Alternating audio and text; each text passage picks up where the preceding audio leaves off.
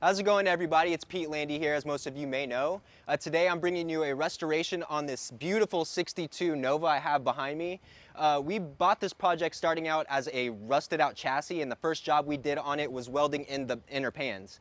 You can see it turned into a beautiful car that's behind me, and I'm just going to push forward to the B-roll and show you guys what we did.